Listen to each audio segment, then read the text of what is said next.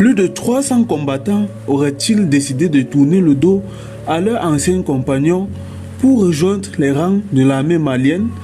Si cette information se confirme, nous sommes peut-être face à l'un des développements les plus spectaculaires du conflit dans le nord du Mali.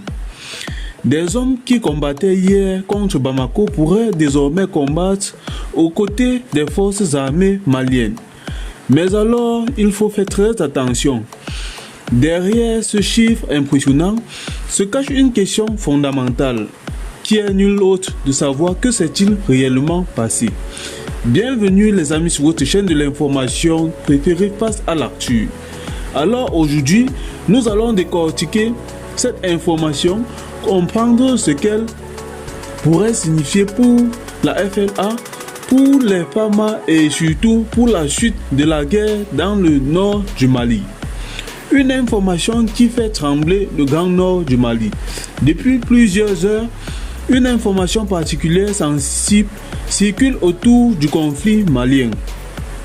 Selon des informations relayées dans certains réseaux et milieux proches du dossier, plus de 300 combattants liés aux groupes armés de l'Azawad auraient déserté leur position pour rejoindre les forces spéciales maliennes. Un chiffre très considérable, les amis, mais il faut immédiatement apporter une précision très importante. Ce nombre n'est pas à ce stade confirmé de manière indépendante par plusieurs sources très fiables. Il faut donc distinguer ce qui est annoncé autant pour moi de ce qui est vérifié.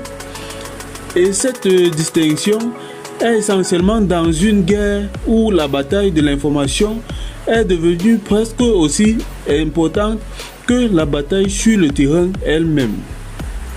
Car depuis plusieurs mois, les FAMA et leurs adversaires s'affrontent non seulement avec des armes, mais également avec des communiqués, des vidéos et des campagnes de communication très fortes. Pourquoi cette défection serait-elle si importante pour la nation? Si le chiffre de 300 combattants devait être confirmé, l'impact serait très considérable. Et pourquoi cela? Se pose-t-on donc la question? Parce qu'un combattant qui quitte son groupe ne représente pas seulement une perte numérique. Il peut également emporter avec lui des informations très confidentielles, une connaissance du terrain, des renseignements sur les positions, les itinéraires, les réseaux logistiques et surtout une connaissance de la manière dont son ancien camp fonctionne. Dans une guerre asymétrique, ce type d'information peut avoir une valeur stratégique très énorme. Et c'est précisément ce qui pourrait inquiéter les responsables de la FLA. Le contexte militaire intervient dans cette affaire. Cette annonce intervient alors que la situation sécuritaire dans le nord du Mali reste extrêmement tendue. En juillet 2026, la FLA et la JNIM ont lancé plusieurs attaques coordonnées contre des positions maliennes.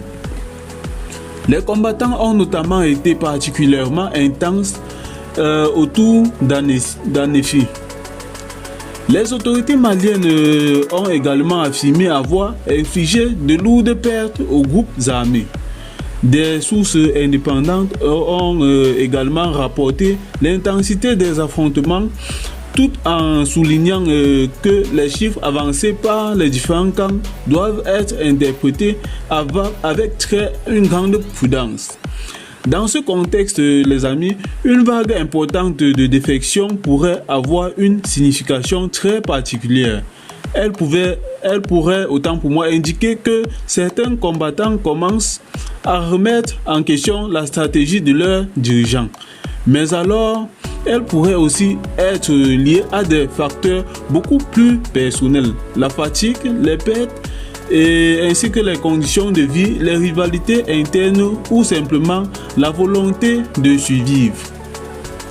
Une crise au sein de l'Azawad, c'est vraiment très lourd comme sanction. Ici, que l'affaire devient très particulièrement intéressante. La FLA est un mouvement indépendant Touaregs qui revendiquent l'Azawad dans le nord du Mali. En avril 2026, le mouvement a même participé à une offensive majeure avec la JNIM, reprenant notamment Kidal selon plusieurs sources. Mais une alliance militaire ne signifie pas nécessairement que tous les combattants partent exactement pour les mêmes objectifs. Et c'est peut-être là que se trouve l'une des clés de cette affaire. Tous ceux qui combattent dans le nord du Mali ne combattent pas forcément pour les mêmes raisons. Certains peuvent être motivés par l'idéologie, d'autres par la défense de leur communauté, d'autres par des considérations économiques, familiales ou simplement par leur volonté de survivre. Une organisation armée peut donc paraître solide de l'extérieur tout en connaissant des tensions internes. Les femmes pourraient-elles en profiter? Cette question reste encore dans l'ombre. Pour l'armée malienne, une telle situation représente évidemment une opportunité stratégique car intégrer d'anciens combattants adversaires pourrait permettre d'obtenir des informations précieuses sur les réseaux et les méthodes de leur ancien groupe. Peut-on réellement faire confiance à des combattants qui viennent de quitter un groupe ennemi pour la nôtre? La réponse n'est pas simple. Il faudrait vérifier leur motivation, leur parcours et leur loyauté. Et surtout, leur intégration éventuelle devrait être encadrée. Car dans une guerre où la confiance est extrêmement fragile, une défection peut être une arme. Mais elle peut également devenir un risque pour le groupe de notre nation. La FLA peut-il être fragile ou affaibli par les forces de l'armée malienne? Si plusieurs centaines de nos combattants quittaient réellement le mouvement de la FLA, qui est la FLA, pourraient subir un double choc, autant pour moi les amis. D'abord un choc militaire, ensuite un choc psychologique. Car lorsque un combattant quitte son groupe, d'autres peuvent commencer à se poser la même question. Pourquoi continuer? C'est ce qu'on appelle parfois un effet domino.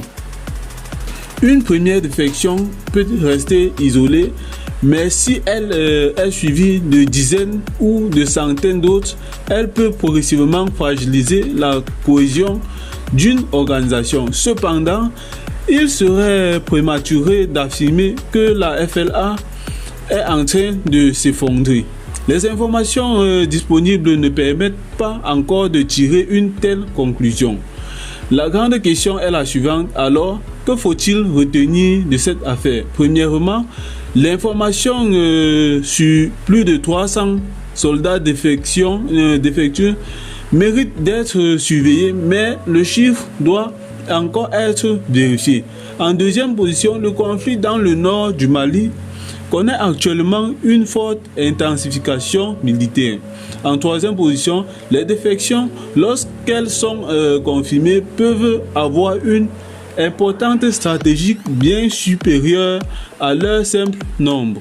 Et enfin, la véritable question n'est peut-être pas combien sont-ils, mais plutôt pourquoi certains combattants commencent-ils à changer de camp. Parce que si ces départs sont motivés par une profonde crise interne, alors leurs conséquences pourraient se faire sentir pendant longtemps. Une chose est sûre, les amis, le nord du Mali est devenu le théâtre d'une bataille où les lignes peuvent changer rapidement. Aujourd'hui adversaire, demain peut-être allié. Et dans cette guerre, les amis, une seule défection peut parfois révéler une fracture beaucoup plus profonde.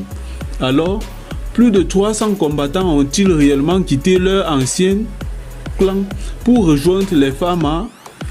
La réponse définitive, dépendra, les amis, de nouvelles confirmations. Mais si ces chiffres sont confirmés, alors le rapport de la force dans le nord du Mali pourrait connaître un nouveau tournant. Et vous, qu'en pensez-vous de cette information? Est-ce le début d'une véritable vague de défection au sein des groupes armés de l'Azawad ou simplement une opération de communication dans une guerre où chaque camp cherche à contrôler les récits? Dites-nous votre avis en commentaire, les amis, et surtout abonnez-vous à Face à l'actu, activez la cloche de notification et restez surtout connectés avec nous pour suivre les prochaines évolutions de cette affaire. Parce qu'ici, nous ne nous contentons pas seulement de vous montrer l'information, nous cherchons également à comprendre ce qu'elle signifie. À très bientôt les amis pour une nouvelle analyse. Plus de 300